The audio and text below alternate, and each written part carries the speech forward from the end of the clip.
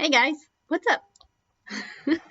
Today we're going to be talking about empathy. Today is 14 of our prayer challenge. So, empathy, sympathy, and compassion are words that are kind of interchangeable, but there is a little bit of a difference. So, let's start with empathy. Empathy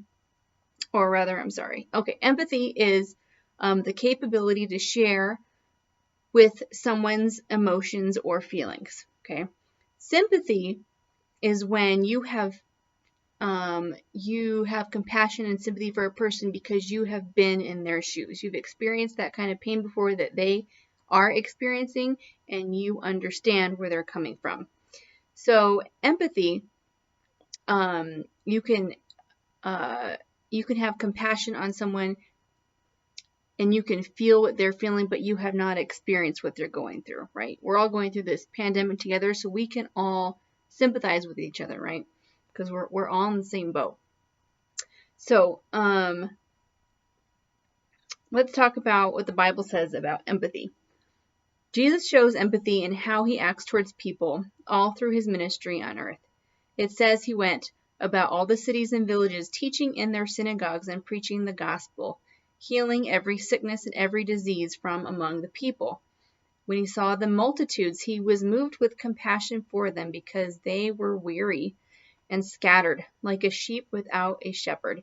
So Jesus' greatest empathy was for their spiritual weakness and their condition that he came to rectify.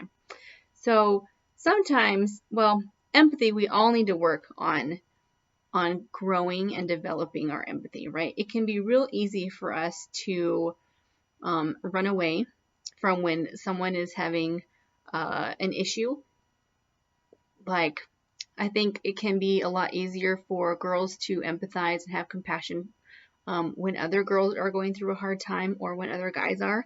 And guys, I'm sorry, but can tend to maybe look at a guy who is going through a tough time and be like, what's going on, man? Like, get over it. Or see like a girl cry and then just run away because crying is scary and you don't know how to handle that, right? So everybody in their own way can really work on how do we find it in our hearts to connect and empathize with someone that is struggling and going with a hard time, instead of saying, you just need to get over it, right? So I really love in Job 2:11-13, how his friends handle the situation that he's going through. Realizing that Job had been overcome by calamity and his grief was too great for words, his friends thoughtfully kept him company for several days without engaging in conversation. Now, when Job's 3 friends heard all of this evil that was come upon him, they made an appointment together to come to mourn with him and to comfort him. So they sat down with him on the ground for 7 days and 7 nights. So a long amount of time, right? The perfect amount of time that Job needed. And none spoke a word to him, for they saw that his grief was very great. So his friends, think about surrounding yourself with these kinds of friends, right? Friends that will just come to you and not say, well, why'd you get yourself in this situation? Or, sometimes it's just not right to give that kind of feedback, right? When you just need people to be there. Like maybe when you're sick and in the hospital and you just need company, someone to be there, and you broke your leg because you did something crazy, you jumped off the roof, I don't know. But you don't need a lecture. You just need people to be there with you, right? You already feel bad enough as it is being in the hospital. It doesn't need to be worse. So we can be that kind of friend for people that Job had, just to be there with them.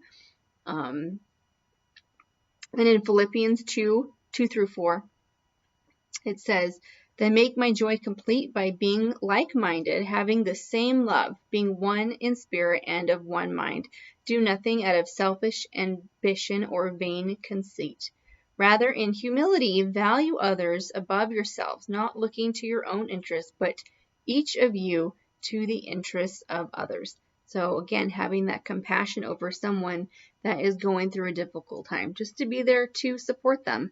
And it doesn't mean you have to give advice or feedback, unless they want it. But I think the most valuable thing is just you being there. And that's really hard right now since we really can't be around a lot of people.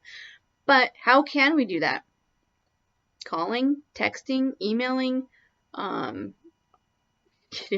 stand outside the porch 6 feet away, whatever it takes, right? But definitely check in on each other. As you guys are not in school right now, check in on each other. Text, email, Zoom, whatever it is that you need to do. Stay connected. Stay connected. And then in Corinthians, so that there should be no division in the body, but that its parts should have equal concern for each other. If one part suffers, every part suffers with it. If one part is honored, every part rejoices with it.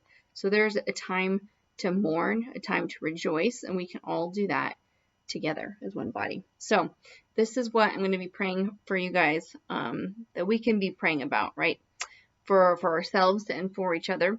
If you struggle with empathy, pray that God would open your heart to being more empathetic to people that are going through difficult times. Even if you don't feel like it's a hard thing to go through, just being there is what is really important.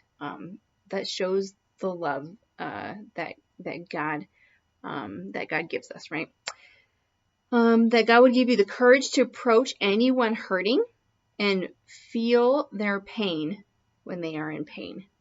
That's a really big thing, to give you the courage just to walk over there, put your hand on their shoulder, whatever it is. Maybe not even the words, but just to show up, to say, are you okay? That God would open our eyes to people around you, even if they are trying to hide it. That God helps you notice it more, to be ultra sensitive to it, so you can react appropriately in love and compassion. Pray that God would give you compassion, like we talked about before, compassion for other people. So let's think about that today. Since we're all going through the same thing, how can we apply that? All right, trying to keep it short this time. Bye, guys.